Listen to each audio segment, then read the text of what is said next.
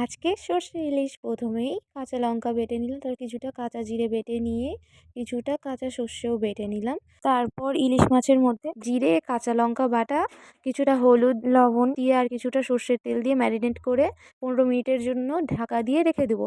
15 minute পরে কড়াইয়ে সর্ষের তেল দিয়ে দুটো তেজপাতা আর কিছুটা কালো জিরে দিয়ে ইলিশ মাছগুলো তার মধ্যে দিয়ে দিলাম। তারপর সেই গামলাটা একটু জল দিয়ে ধুয়ে সেই জলটাও কড়াইয়ের মধ্যে দিয়ে দিব। কিছুটা কাঁচা লঙ্কা দিয়ে 20-25 মিনিট ঢাকা দিয়ে রাখবো। 25 মিনিট পরে ঢাকনা তুলে একটু নাড়াচাড়া দিয়ে তারপর লবণটা একটু দেখে নিব যে ঠিকঠাক আছে কিনা। তারপর কাঁচা সর্ষে বাটাটা একটু জল দিয়ে গুলিয়ে নিয়ে তারপর সেটা দিয়ে দিব।